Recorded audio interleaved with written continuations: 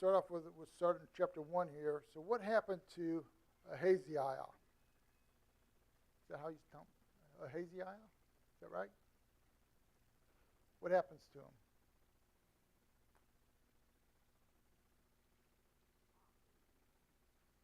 First couple of verses.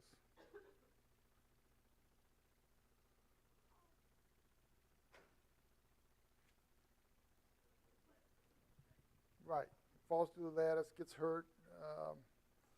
So he inquires of somebody to see if he would live and die. And who is that he inquires of? Elisha. No, before that. Before that. Beelzebub, yeah. Oh, yeah. The god of Ekron.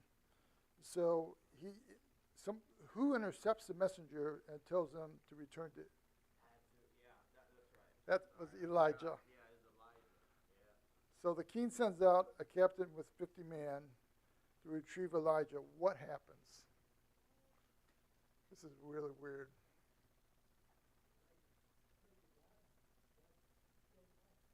Yeah, fire down from heaven, kill them all. So it happens again. He sends another 50 men out. What happens then? Kills them. Third time's a charm, right?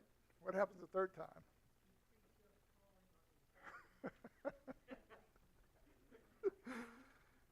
Yeah. So they fall on their knees, they plead with Elijah to spare their lives. And what did Elijah end up doing? They go with him, right? They go with him to see the king. And what did he tell Ahaziah? He's going to die. Okay, so we get to chapter 2. Who departs the Jordan River and cross on dry land? Elijah and Elisha. They both actually crossed on dry land. How did Elijah ascend into heaven? Yeah, in a whirlwind. Okay. So, bonus question. Who else was taken to heaven and never saw death? Yeah, very good. Enoch. Okay. How did Elisha heal the bad water of the city? Yeah, a bowl of salt, and he poured it on water, and to cure the water. So what happened to the youths who were making fun of Elisha's bald head?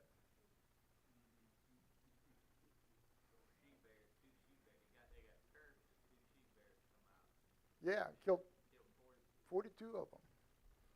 So what's that tell you? Don't make fun of people's bald head. So chapter 3, we get Judah, Israel, and Edom fighting against Moab. Who gets water for them and for the livestock?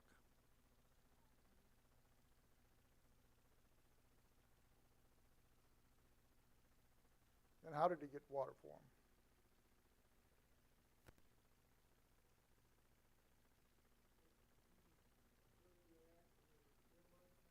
Right.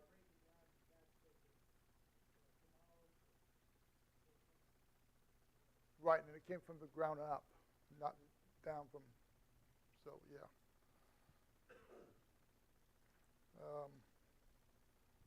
Oops, took my notes.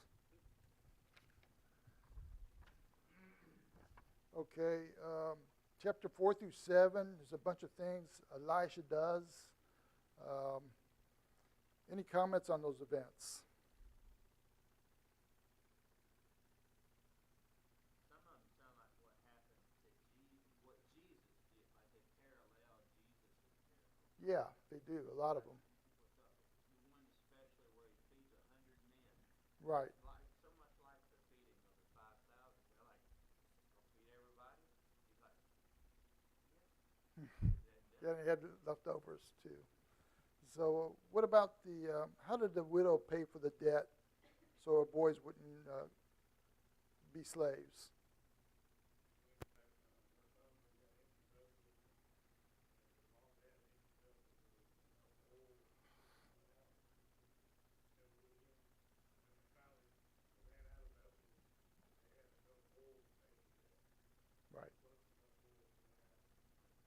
however long they wanted it. So who wants to tell the story about the Shunammite lady? What's going on here with the Shunammite lady? What happens first?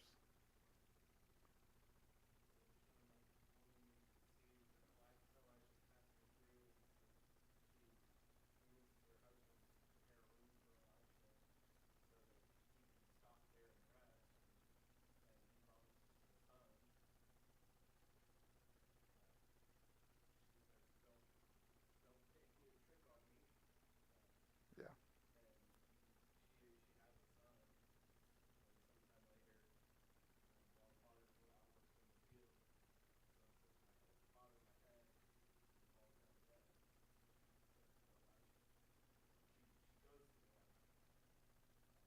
Right. Pretty upset. You give me this son, and now you take him away from me, and yet what happens at the end?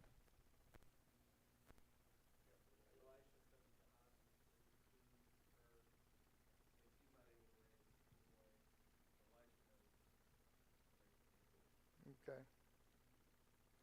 Then we got Elisha feeding 100 men with 20 loaves of bread. Who wants to tell a story about Naaman's leprosy? What happens there?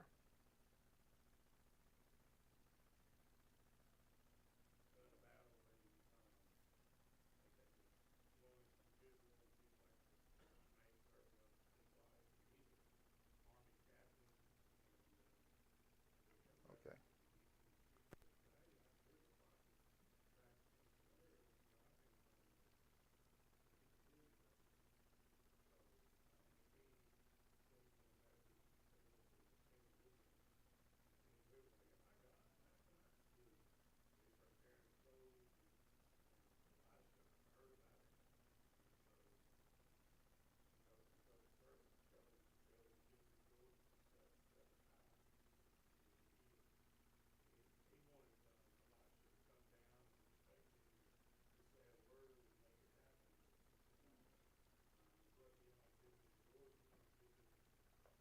Right.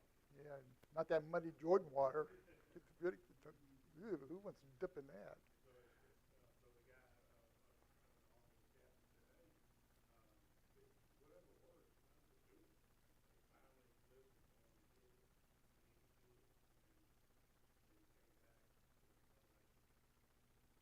Okay. And then the man's axe head falls in the water, and how does it how does he retrieve it? Okay.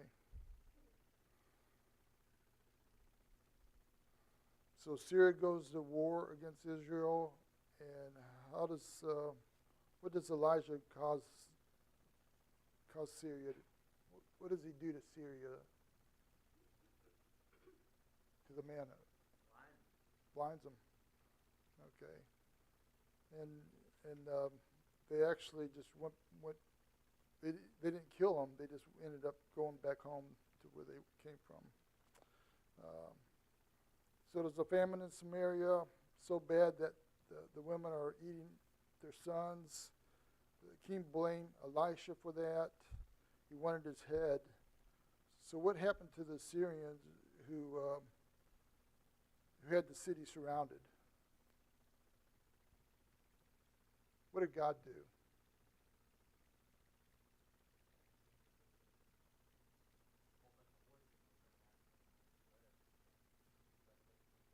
Right. And so they got all the food and stuff from the tents and everything. So the famine was over with. Chapter 8 and 9, there's a lot of hits on assassinations, kings being killed. Any questions on all that?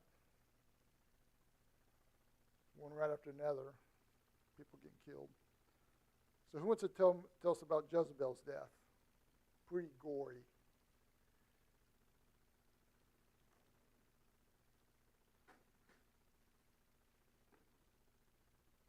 What happens?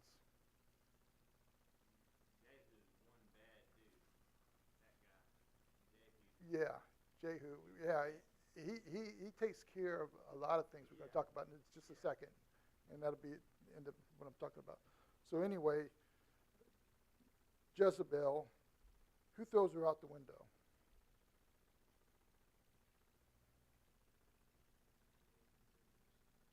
Some eunuchs, right, that were with her. They throw her out the window. What happens to her when she hits the ground? Blood. Yeah, on the horses, on the walls, blood everywhere. What do they do to her body? Caps over and walks inside. It And eats. goes and eats. Yeah, and the horses trample her, right? And then what do the dogs do? They end up eating her. So what's left of her when he comes out after he gets his belly full? Jehu gets his belly full. What's left of her? Hands, her skull, and her feet. That's it. Okay, so what happened to Ahab's 70 sons? And Jehu did this too.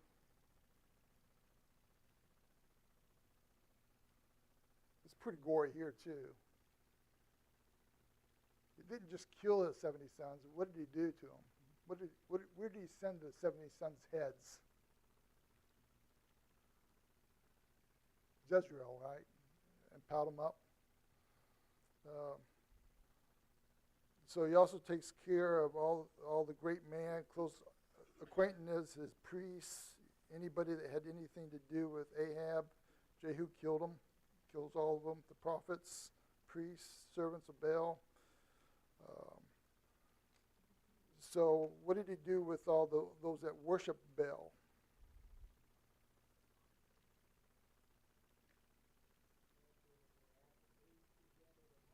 Right.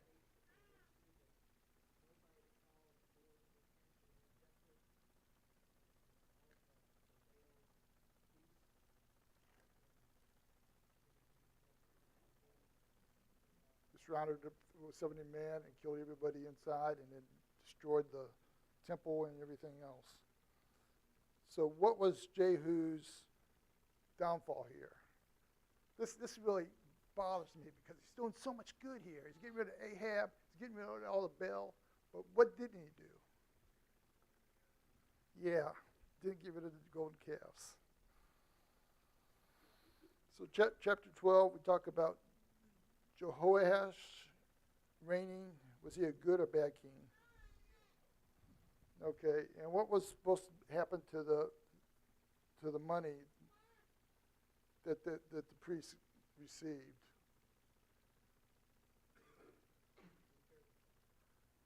Did that happen? No, I guess the priests were pocketing it or something. Anyway, that didn't happen. So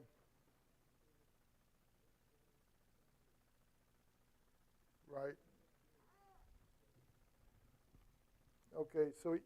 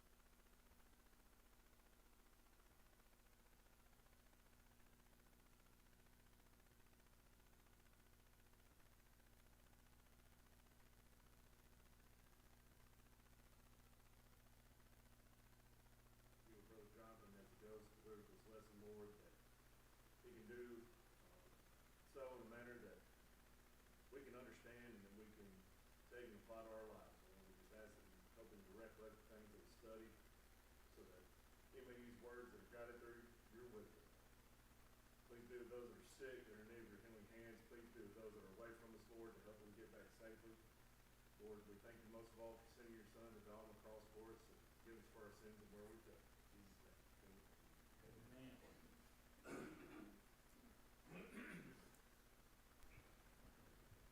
Would turn over to Matthew chapter 7. Matthew chapter 7.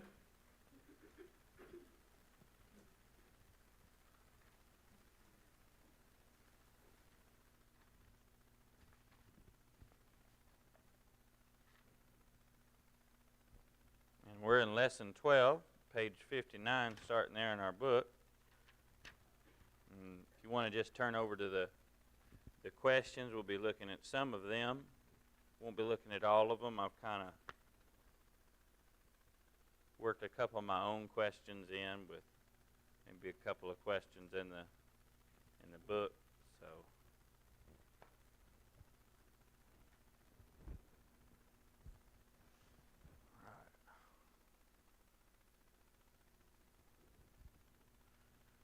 So in Matthew chapter 7 we have the end of something. What do we have the end of?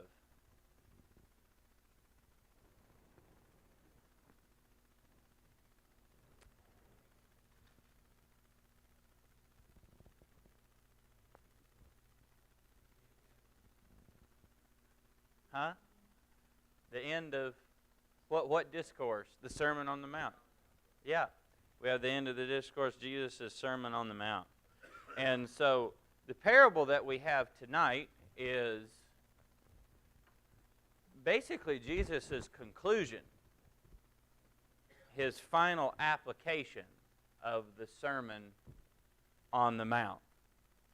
We're going to start, though, in verse 21 because I think that sets the context. Jesus had just got done talking about the narrow gate and the broad way and those two paths that we could walk. He had talked about bewaring of false teachers, false prophets, and to look out for people's fruits. And then in verse 21, he said, "Not everyone who says to me, 'Lord, Lord,' shall enter the kingdom of heaven, but he who does the will of my Father in heaven. Many will say to me in that day, 'Lord, Lord, have we not prophesied in your name, cast out demons in your name, and done many wonders in your name?' And I will declare to them, 'I never knew you. Depart from me, you who work or practice lawlessness.' Therefore,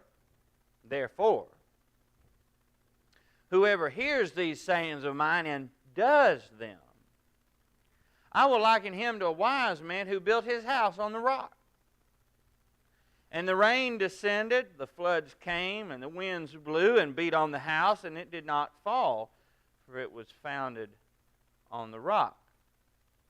But everyone who hears these sayings of mine and does not do them will be like a foolish man who built his house on the sand. The rain descended, the floods came, the winds blew and beat on that house, and it fell. And great was its fall.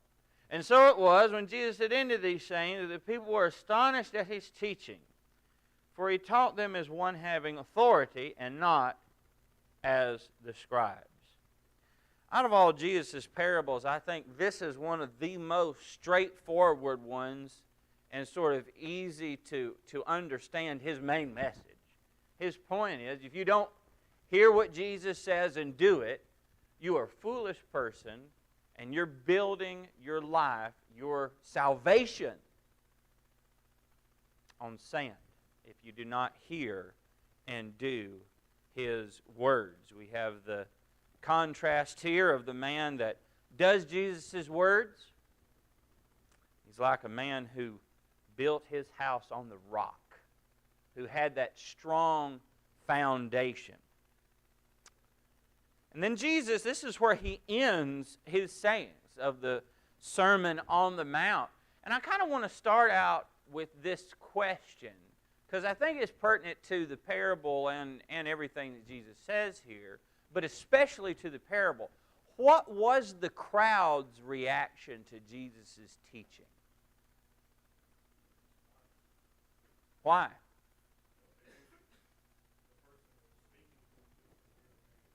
Yeah. So he taught them as one having authority, not as the scribes. So not like a mere man, not like the scribes. What do you think it means that he taught them as someone having authority?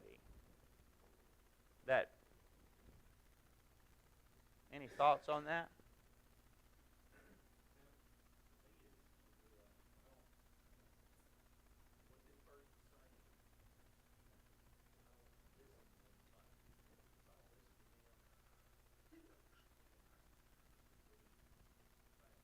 Yeah. If I don't listen to that, it's going to be a bad deal for me.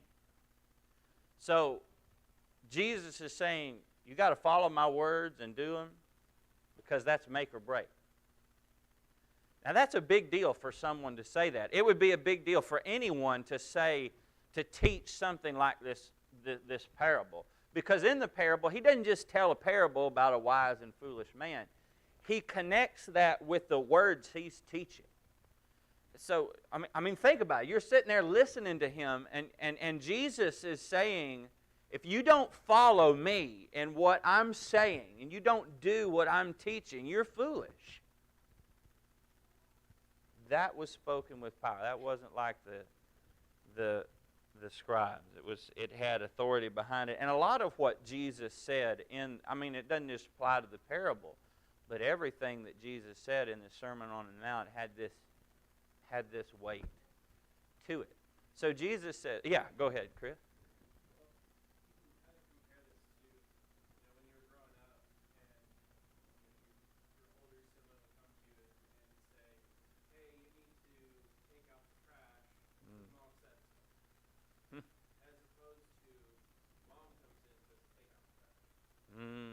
Yeah.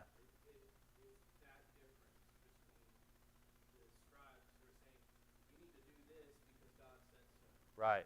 Whereas Jesus is able to come in and throughout the whole Sermon on the Mount, he's saying, you heard it was said, but I'm telling you.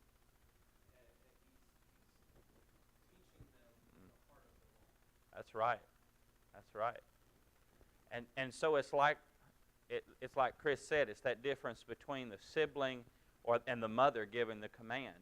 With the sibling, it's just like a chain of, it's kind of word of mouth. But it's coming from the source when it's the mother. And Jesus is talking like it's coming from the source, from God himself, because it is. Because he's God. God's speaking. That's a good illustration. So Jesus said, he who hears these sayings of mine and does them will be like a wise man that built his house on the rock. So I think it would be good for us to then think about what are some of the things that Jesus said then in the Sermon on the Mount that if we heard them and do them, we'll be like that wise man that built his house on the rock. So what were some of Jesus' teachings from the Sermon on the Mount? Chris already alluded to kind of a section there. But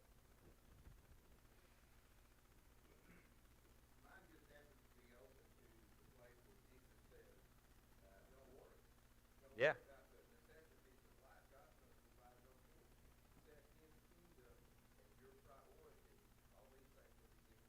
There you go. So don't worry.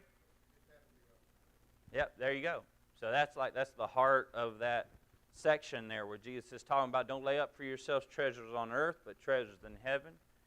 And it's teaching them not to worry about your life, but God's kingdom first. Make that priority. Yeah. Yeah.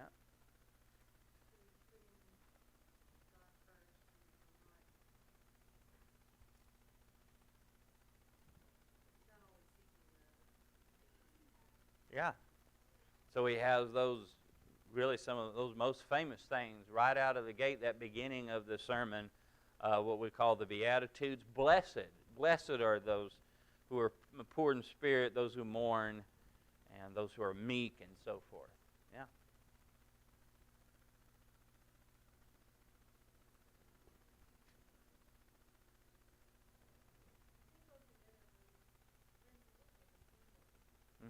That's right. They're principles of the kingdom. Absolutely.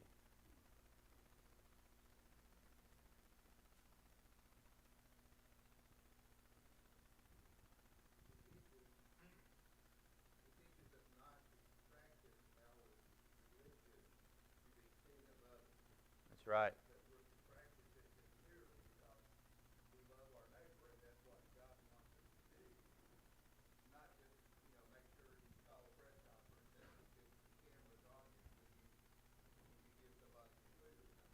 Yeah.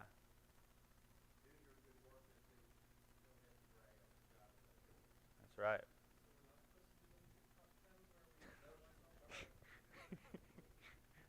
Do the selfie here. I'm giving them.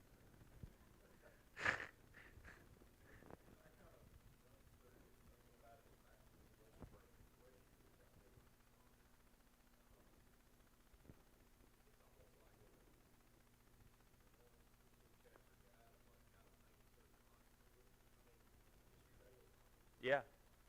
Yep. Yeah. That's right. Yep. So a lot of it's a practical guide to get you through life. Yeah. Exactly. Yep. On a spiritual track. Yep. Billy? Oh, I'm sorry. Sorry, Bill. I'll get back to you. Billy had his hand up.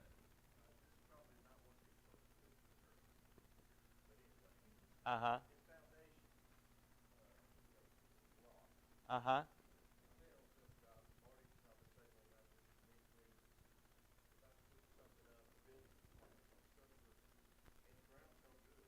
Yeah.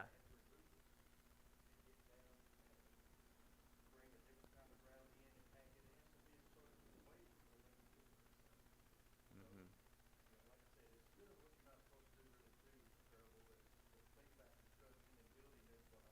Mm-hmm. Yeah. Yeah. You have to set your structure on the firmest thing that you possibly can. That being Jesus' teachings. And kind of in line with what you're saying here, with what your point is, maybe we're building on the wrong foundation, or maybe we got the wrong thing there. Well, what do we have to do? We have to throw it out. We have to get rid of it. Whatever beliefs we have, whatever teaching we have that's not in line with that foundation. And Jesus sort of talked about that. One of the things he talked about was the narrow way. That narrow way, that narrow path, that's that way of living, that's the only way. And if you don't follow that path, you're going to find destruction. And so, Keith, go ahead. Yeah. That's a difficult one. Yeah, there's some hard things that he said in there and that added to the weight of what Jesus said. Like, if you hear and you do it, then you're like this. But if you don't, it's like he's giving that ultimatum, but then some of the things he says are hard to do. Yeah. Chris? Billy, you're okay because in Luke's telling us this parable, Luke talks about the man building a house who dug deep and laid a foundation. Yeah. So, Yeah. There you go. There you go. Yeah. Which implies some effort. It implies some effort. And that's kind of like the kingdom, that's like kind of goes back to the parable of the pearl and the treasure. Like, got to search and maybe got to sacrifice. We've got to do some work. Yeah, Jim?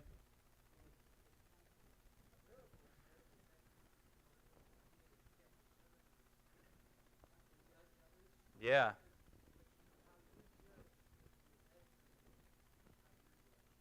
Mm-hmm.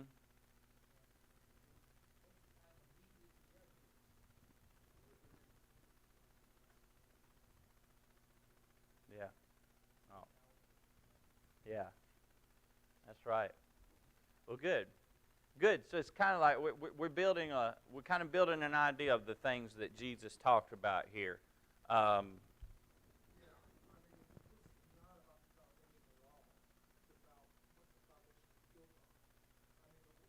Yeah, okay. Yeah. Mhm.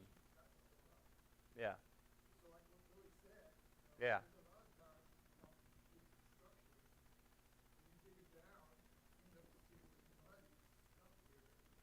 Mm. Going to sink. Yeah. Yeah. So so what you're saying about what Jesus is saying is you got to make sure the very bottom source of everything is right. And if not, everything you build on that just going to be a lie. It's going to tumble down. Yeah. That's a great point. Yeah. I haven't really had a lot of experience building houses or doing that kind of work, but some of you in here have, and so thanks for those comments and stuff.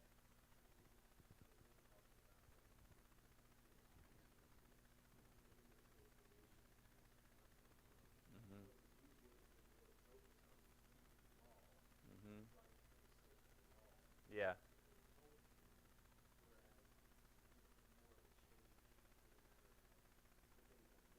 Yeah. Yeah. Yeah.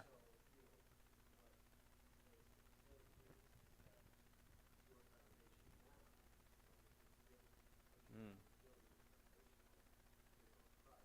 Yeah. Mhm. Mhm.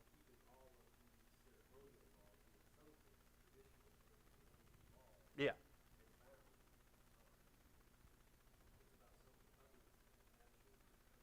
Yeah. Yeah.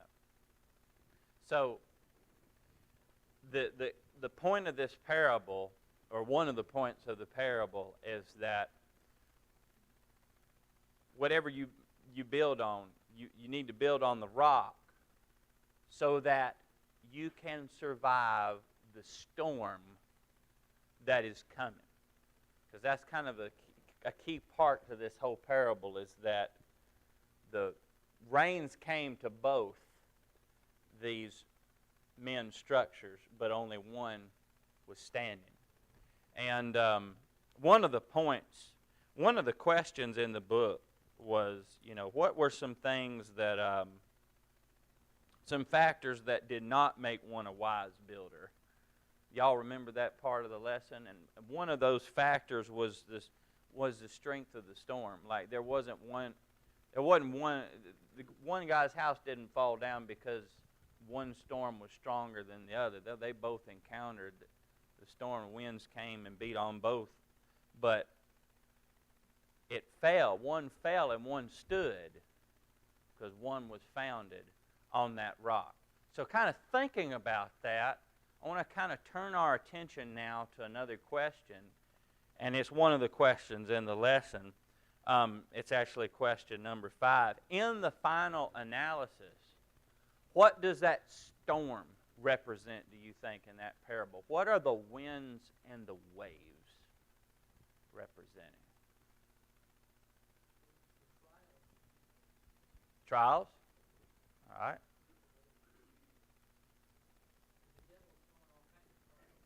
Mm-hmm.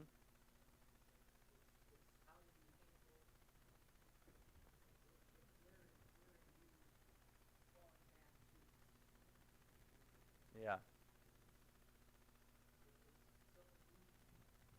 Yeah. Yeah. Good. So if your life, your spirituality is not built on the rock of Jesus, those trials are just gonna wipe you out.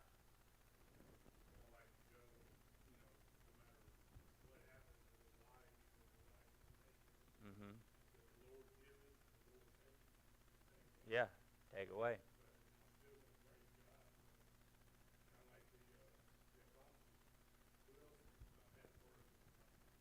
Mm-hmm. Yep. There you go. There you go. Anybody else got any comments or anything? on that?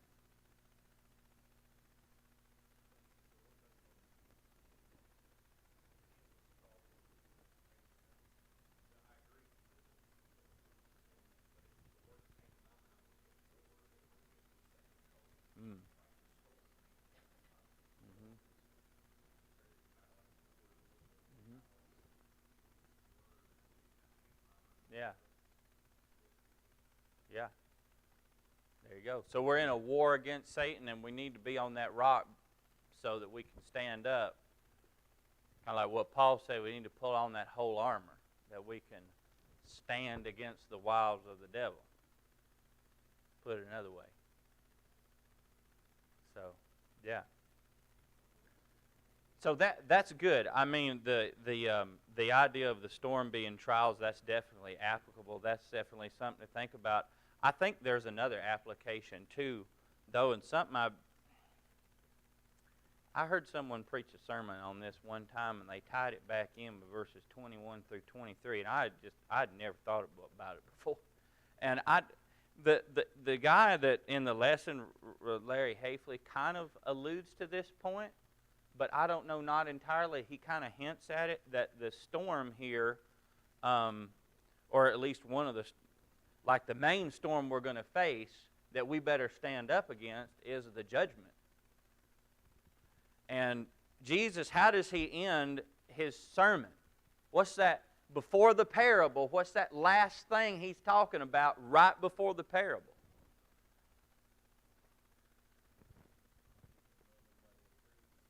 Yep. Yeah.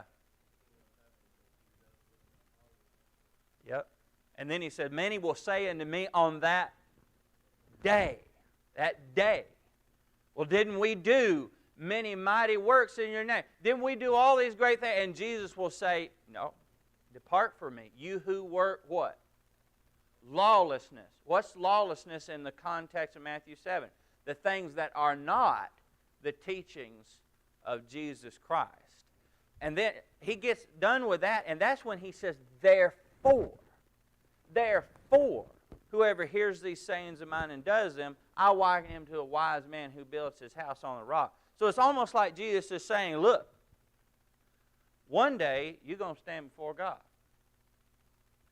And I mean, that's going to be you could say a shaking in itself, a testing of sorts in itself.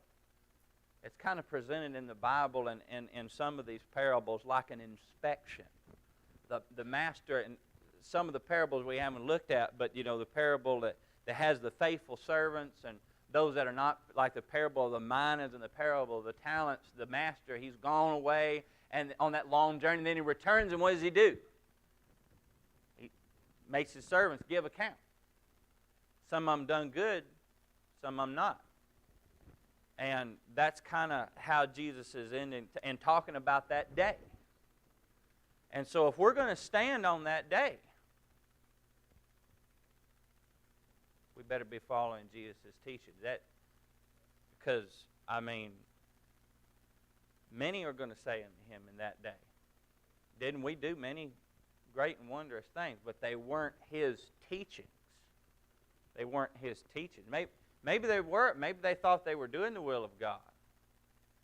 But they weren't what he was saying. So, just kind of with that in mind, we've already talked about the Sermon on the Mount.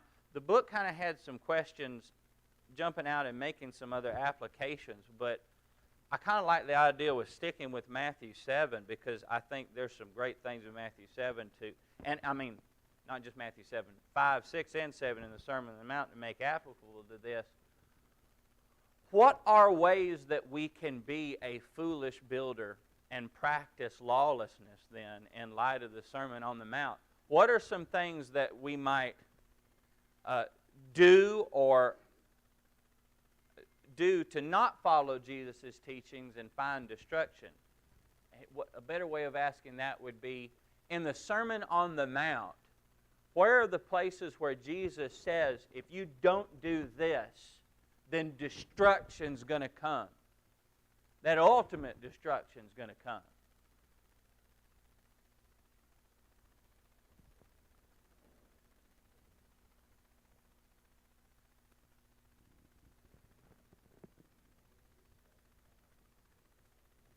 All right. So, like, if you go back to chapter 6, Mm-hmm. where he talks about, in verse 19, do not store up for yourself treasures on earth, where moth and rust destroy, where thieves break in and steal, but store up for yourself treasures in heaven, where neither moth nor rust destroys, where thieves do not break in and steal, because where your treasure is, there your heart will be also. Mm-hmm. There's that warning about where are your priorities, Yeah. and if your priorities are in the wrong place, Yep. your heart's going to be there, and your heart's going to be destroyed. But then also Yeah. in the very next verses, he talks about the eye is the lamp of the body, Mm-hmm. and if your eye is clear, then your whole body will be full of light. But if your eye is bad, your whole body will be full of darkness. If the darkness, if the light is in you is darkness, how great is the darkness? That's So right. how we see the world, how we look at things impacts our world and Yeah. how we live. Absolutely. And if we're walking in darkness, I mean, that's another way of saying you're building your house on the sand. And what that's going to lead to is that ultimate darkness in hell. I think about what Jesus said in Matthew chapter 5 when he's talking about your relationships with others. And he's talking about verse 22, I say to you, whoever is angry with his brother without a cause shall be in danger of the judgment. And whoever says to his brother, Raka, shall be in danger of the council, but whoever says, you fool, shall be in danger of hell fire. So there's a place in there where he's talking about, hey, if you don't do this, destruction's going to come. Yeah, Elizabeth?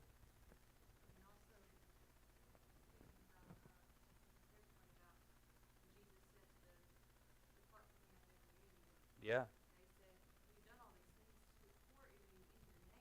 Yeah. Yeah.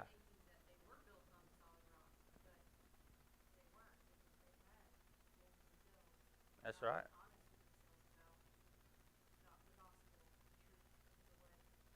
Yeah. How about those people that did all their good deeds but to be seen of others, but they weren't doing it for the praise that comes from God? Well, they're going to be real surprised, weren't they, on the day of judgment, that they had done this for men, yet they're putting on this whole show that is for the Lord.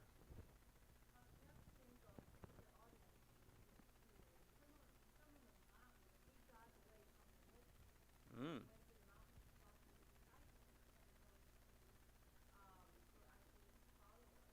Mm-hmm.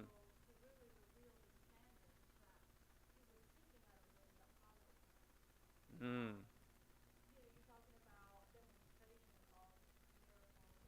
Mm-hmm. Yeah. Yeah, that's right. That's exactly right. So there's kind of a first century application to those who actually did some of those great works that are his followers, but some of them they're going to stand before God and say, and have it said to them, I never knew you. You practice lawlessness. You think there are people today doing the same thing? Absolutely. I mean, there's a lot of people that just think they're doing what's right, but you got to do what Jesus said. You got to enter by the narrow gate. You got to enter by that narrow gate, because broad is the way that leads to that destruction. And so, yeah, yeah, yeah, yeah. That's true.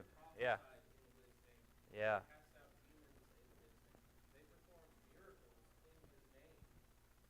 Mm-hmm. Those weren't even good enough for them to Yeah. be acceptable to God. Mm-hmm. And in the religious world, we want to point, oh, look, Mm-hmm. this miracle this person did. He must be from God. Or Yeah. There you go. Yeah. it's a sign that you have a good relationship with God. Yeah. And yet Jesus here is saying, you work lawlessness. Yeah. Yeah. You weren't That's right. That's right. So kind of summing up, if we do Jesus' sayings and we build our lives and our salvation on that rock, then we'll not only weather the storms, we'll not only face the temptations that come our way and that war that John talked about, but we will face that great examination of the judgment, and we'll hear, "Well done, good and faithful servant." Thank y'all for your kind attention tonight and your comments.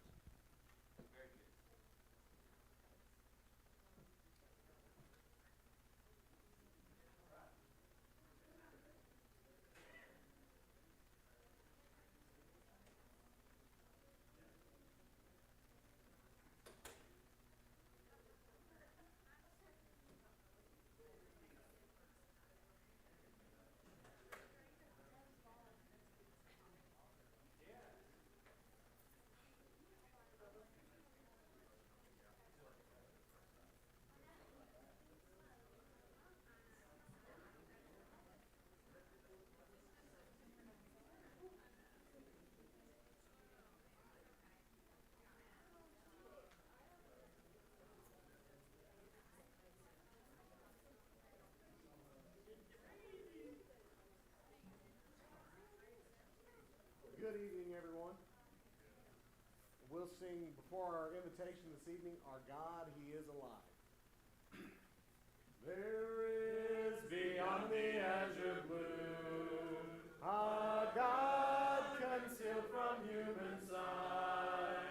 He tinted skies with heavenly hue and framed the worlds with His great might. There is a God, He is alive. In Him we live and we survive. From dust our God created man.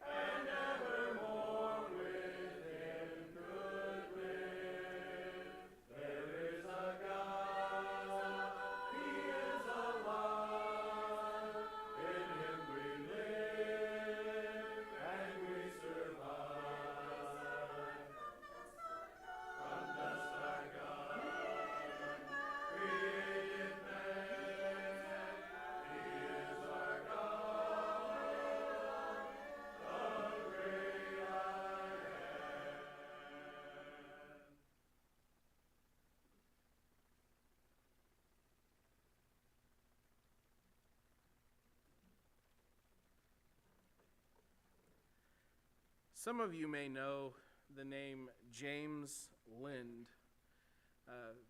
If you work in the medical field, you may know James Lind as being running one of the first reported clinical trials in medicine. But for a lot of people, we have no idea who he is, but we're familiar with what he's done. For 18th century sailors, disease during long voyages was often more dangerous than enemy action.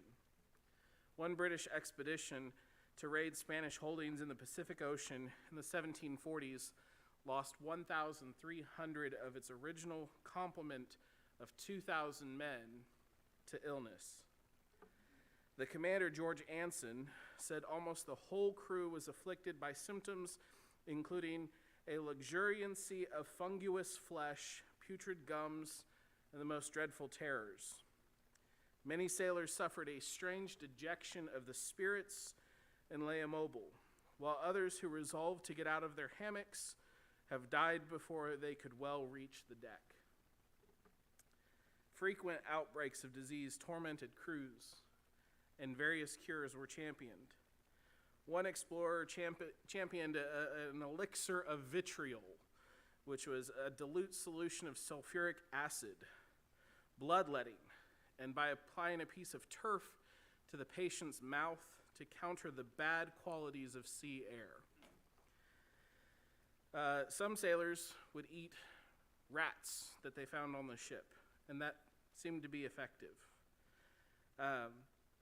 There were a lot of different treatments that were proposed. So James Lind was the son of an Edinburgh merchant and became a medical apprentice before joining the Royal Navy. And so in 1747, while on the HMS Salisbury, he carried out one of the first controlled clinical trials in medical science. He took 12 men suffering from these symptoms and divided them into 6 pairs and treated them with remedies suggested by previous writers. One was a quart of cider a day, another was 25 drops of elixir of vitriol 3 times a day, another was half a pint of seawater a day, another was a nutmeg-sized paste of garlic, mustard seed, horseradish, balsam of Peru, and gum myrrh 3 times a day. Really didn't envy that guy. Another was 2 spoonfuls of vinegar 3 times a day. And then the last pair, 2 oranges and 1 lemon a day.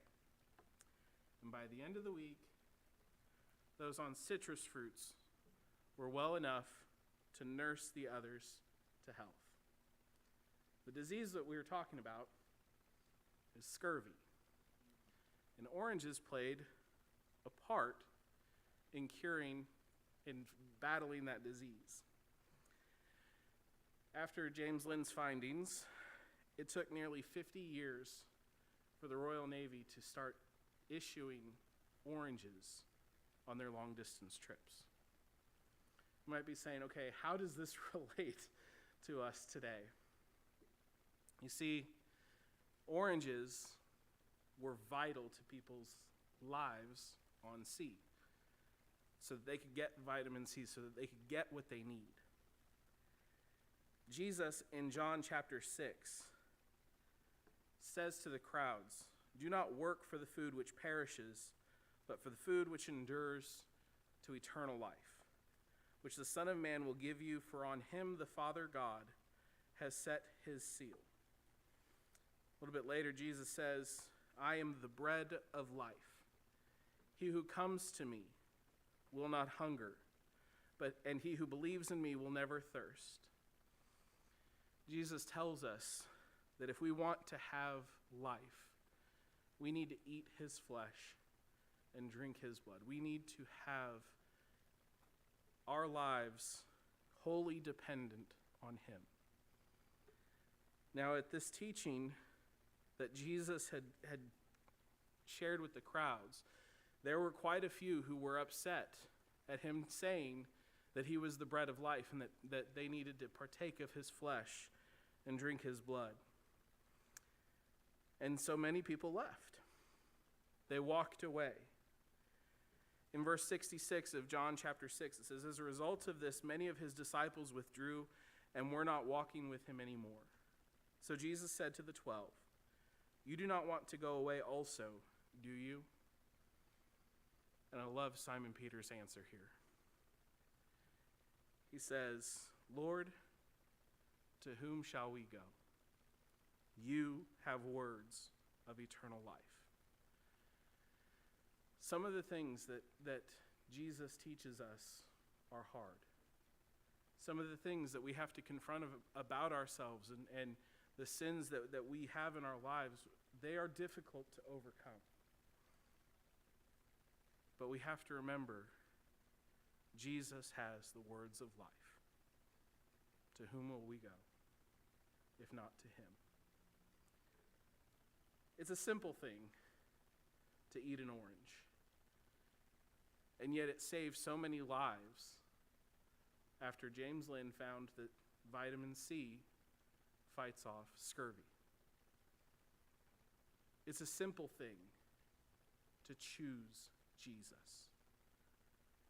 And yet it has profound impacts on our lives every day. Every day we make the choice to get up and serve Jesus. Sometimes we struggle with that.